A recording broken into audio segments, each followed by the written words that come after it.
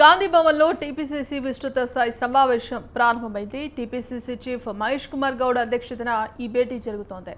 ఈ సమావేశానికి AICC incharge ప్రధాన కార్యదర్శి మీనాక్షి నటరాజన్ ముఖ్య అతిథిగా హాజరయ్యారు. పలు కీలక అంశాలపై చర్చించబోతున్నారు.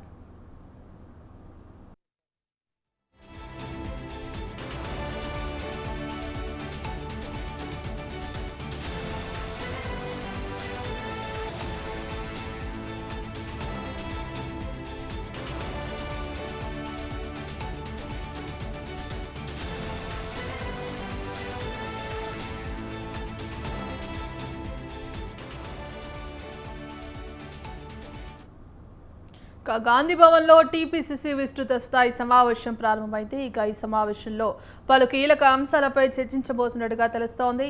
ఇందుకు సంబంధించి కంప్లీట్ అప్డేట్స్ మా కరెస్పాండెంట్ ఉషా అందిస్తారు. ఉషా, భాగ్యశ్రీ, కాంగ్రెస్ పార్టీ తెలంగాణ ప్రదేశ్ కాంగ్రెస్ పార్టీ విస్తృత స్థాయి సమావేశాలు కాసేపటి క్రితమే ప్రారంభమయ్యాయి. మీనాక్షి నటరాజన్ అలాగే ఏఐసిసి ప్రధాన అధ్యక్షురాలుగా ఉన్నటువంటి మీనాక్షి నటరాజన్ ఆధ్వర్యంలో టీపీసీసీ మహేష్ కుమార్ గౌడ్ ఆధ్వర్యంలో జరగబోతున్నటువంటి ఈ సమావేశం చాలా వరకు కూడా పార్టీ కేడర్లు బలోపేతం చేయడమే కాకుండా అలాగే జిల్లాల వారీగా ఉన్నటువంటి జై భీమ్ జై సంవిధాన్ కి సంబంధించినటువంటి కార్పొరేటర్లు, చైర్మన్లు ప్రతి ఒక్కరు కూడా ఈ కార్యక్రమంలో పాల్గొననున్నారు. అలాగే టీపీసీసీ చీఫ్ ఇప్పటికే టీపీసీసీ పదవి చేపట్టి ఏడాది పూర్తయింది కాబట్టి ఆ సందర్భంగా కూడా తనకు అభినందనలు తెలుపుతూ కూడా పలువురు కార్యకర్తలు కూడా అలాగే మీనాక్షి నటరాజన్ తో పాటు చాలా వరకు కూడా ఈ అంశాన్ని కూడా పరిగణలోకి తీసుకునే అవకాశం ఉన్నట్టుగా అయితే తెలిసింది. ప్రధాన ఎజెండా ఈ టీపీసీసీ విస్తృత స్థాయి సమావేశానికి సంబంధించి చూసుకున్నట్టయితే ఈ నెల 15వ తారీఖు ఏదైతే ఎన్నికల సమయంలో కామారెడ్డి వేదికగా 42% బీసీ రిజర్వేషన్ అంశం ఏదైతే ఉందో దానికి సంబంధించి మరోసారి కామారెడ్డి వేదికగా బహిరంగ సమావేశం ఏర్పాటు చేయనున్నారు. సీఎం రేవంత్ రెడ్డి ఆధ్వర్యంలో జరగబోయేటటువంటి ఈ సమావేశానికి రాహుల్ గాంధీ ఖర్గేన్ కూడా ఆహ్వానించనున్నట్టుగా అయితే తెలుస్తుంది. దాదాపు 1,00,000 మంది దాకా ఈ సమావేశానికి హాజరు అయ్యేలాగా చూసుకునేలాగా అక్కడ ఉన్నటువంటి సిబ్బంది అలాగే కార్యకర్తలు, జిల్లా కేడరు అలాగే ఇన్ఛార్జిగా ఉన్నటువంటి టీపీసీసీ కార్యదర్శులు ప్రతి ఒక్కరికి కూడా ఈ బాధ్యతలు అప్పగించినట్టుగా అయితే తెలుస్తోంది.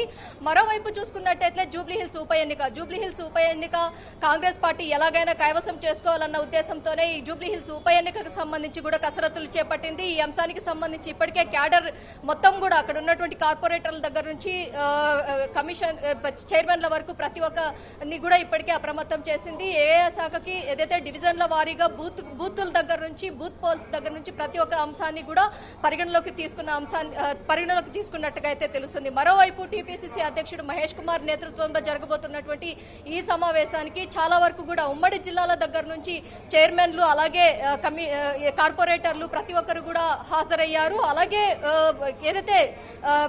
ఏదైతే ఇప్పటి వరకు ఓట్చోర్ గద్దెచోర్ అంశం కావచ్చు, యూరియా సంబంధించి కేంద్ర ప్రభుత్వం అవలంబిస్తున్నటువంటి విపరీత వైఖరి ఏదైతే ఉందో దీన్ని ఖచ్చితంగా ప్రజల్లోకి తీసుకొని వెళ్ళాలి అన్న కోణంలోనే చాలా వరకు కూడా కామారెడ్డి వేదికగా ఓట్చోర్ గద్దెచోర్ అంశము అలాగే యూరియా అంశము బీసీ 42% రిజర్వేషన్ అంశము ఈ 3 అజెండాలుగా చేపట్టినట్టుగా అయితే తెలుస్తోంది. కామారెడ్డి వేదిక, జూబ్లీహిల్స్ ఉప ఎన్నిక అలాగే స్థానిక సంస్థల ఎన్నికలు ఈ నెల 30వ తారీఖు లోపు స్థానిక సంస్థల ఎన్నికలు ఖచ్చితంగా ముగియాల్సి ఉంది.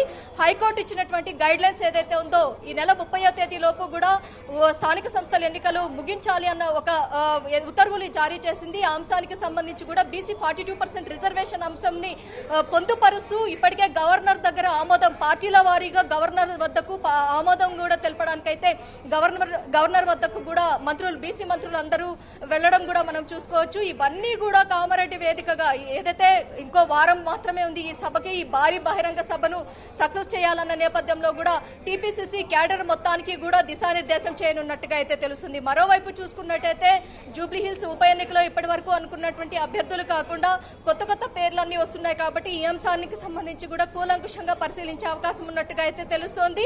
టీపీసీసీ అధ్యక్షుడు అధ్యక్షుడు కాసేపటి క్రితమే అల్లు అరవింద్ కుటుంబ సభ్యుల్ని పరామర్శించారు. అలాగే సంతాపం ఏదైతే తన తల్లిగారు మృతి చెందినటువంటి అంశానికి సంబంధించి టీపీసీసీ అధ్యక్షుడు తనకు ఏదైతే వారి కుటుంబానికి తన ప్రగాఢ సంతాపం తెలియజేస్తూ కాసేపటి క్రితమే ఏదైతే టీపీసీసీ విస్తృత స్థాయి సమావేశాన్ని అయితే ప్రారంభించారు. ఏదైతే ఎగ్జాక్ట్ 11 గంటలకు ప్రారంభమవ్వాల్సినటువంటి ఈ కార్యక్రమం ఏదైతే ఉందో కొన్ని కారణాల వల్ల పోస్ట్ పోన్ అయ్యి 12కి ప్రారంభమైంది. మరోవైపు సీఎం రేవంత్ రెడ్డి కూడా ఈ కార్యక్రమానికి హాజరవుతారు అని అనుకున్నారు. కానీ పీక్ షెడ్యూల్ సీఎం రేవంత్ రెడ్డికి ఉన్న నేపథ్యంలో ఉప ముఖ్యమంత్రి బట్టి విక్రమార్క ఈ కార్యక్రమానికి హాజరయ్యారు. ప్రస్తుతం అయితే పొన్నం ప్రభాకర్ ఇన్ఛార్జ్ మంత్రులుగా ఉన్నటువంటి హైదరాబాద్ ఇన్ఛార్జ్ మంత్రులుగా ఉన్నటువంటి వ్యక్తులు ప్రతి ఒక్కరు కూడా పార్టీ క్యాడర్ కి సంబంధించి అలాగే దిశానిర్దేశం చేసే విధంగా అలాగే రాబోయేటటువంటి ఉప ఎన్నిక దగ్గర నుంచి స్థానిక సంస్థల ఎన్నికల వరకు కూడా కాంగ్రెస్ పార్టీ చాలా వరకు కూడా క్లీన్ స్వీప్ చేయాలి. ఎక్కడా కూడా బీఆర్ఎస్ కానీ బీజేపీకి కానీ ఆల్టర్నేట్ ఇవ్వకుండా ఖచ్చితంగా కాంగ్రెస్ పార్టీని బలోపేతం చేస్తూ ఇప్పటికే కాంగ్రెస్ పార్టీ చేపట్టినటువంటి పథకాలు ఏవేవైతే ఉన్నాయో వాటన్నిటిని కూడా విస్తృత స్థాయిలో ప్రజల ముందుకు తీసుకువెళ్ళాలి.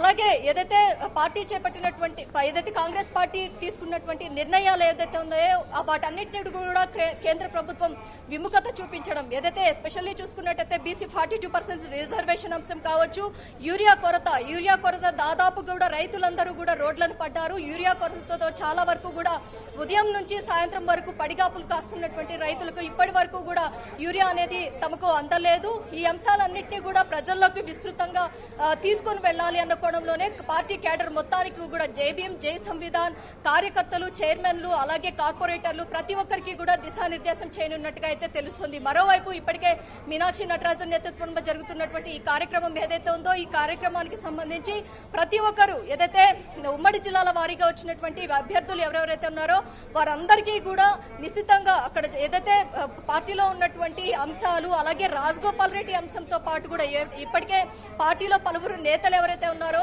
వారు వ్యతిరేకులుగా పార్టీని చాలా వరకు కూడా పార్టీకి ఇబ్బందికరమైనటువంటి వ్యాఖ్యలు చేస్తున్నారు.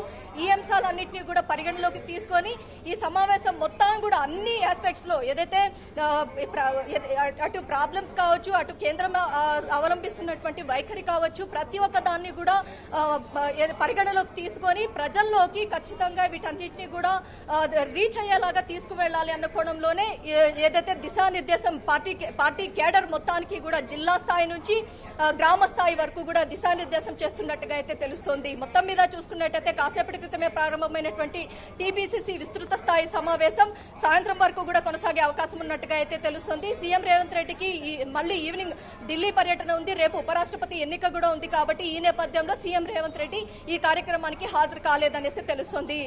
Bhagyashree. Right, thank you Usha.